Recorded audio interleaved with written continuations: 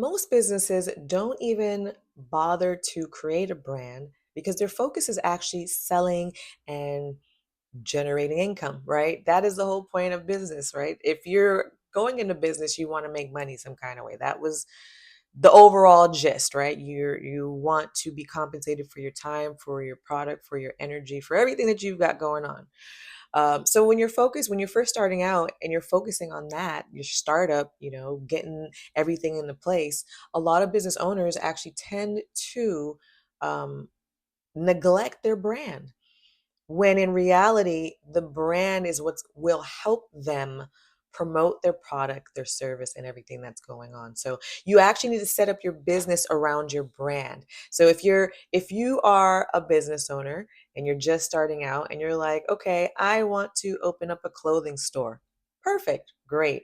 And you start buying clothes from everywhere because you just like them. They're so pretty. They're cute. You would wear them yourself, right? And then you're like, you know what? I also want to add in the store some shoes. And you start buying all types of shoes and accessories and you fill your store up.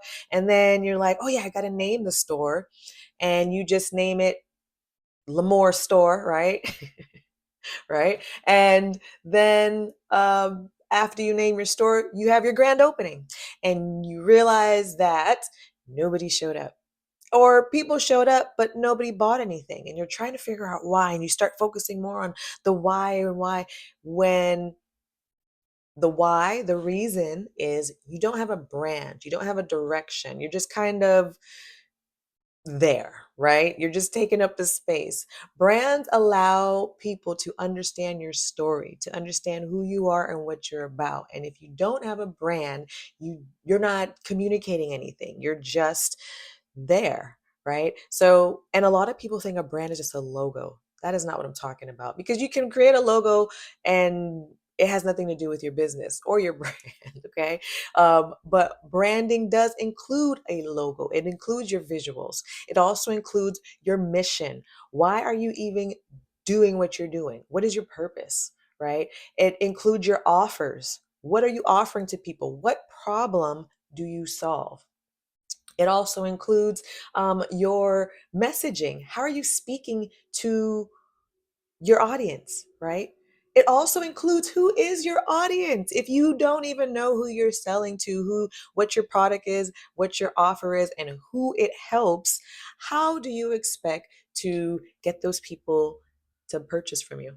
You don't even know who they are, right? So building a brand allows you to understand that, right? You have your ideal client for your brand, for your business. You have your mission, your purpose. You understand what you offer. You understand what problem you solve, right?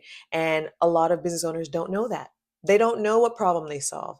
And that's the setup for destruction. It really is. Because what ends up happening is, and I'm speaking from experience, what happened to me was I took off. I was like, ooh, I'm ready. Oh yeah. The money was coming in. And then all of a sudden it just kind of like flatlined. And I'm trying to figure out why did it flatline? Why am I not going any further?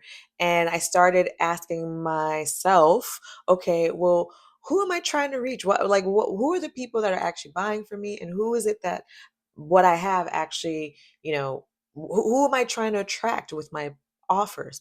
And I didn't know. I didn't really have an idea. I knew it was women, and I would say maybe around the because I sell gemstone jewelry. That was my business. That is my business, Lamore Fashions. And so part of my business is I sell gemstone jewelry. So I knew women enjoy gemstone jewelry. And I knew the ages, the people who would be paying for this gemstone jewelry, probably ages, what, maybe like 25 to 65. Eh, I was guessing. I didn't really know. And so because of that, my business was kind of just spread everywhere. And as I started realizing, okay, well, there's more to this. Uh, well, I knew about branding, but there's more to branding than just the visuals and the messaging. There's also understanding what you have to offer, your products. So there's a lot of aspects to your brand.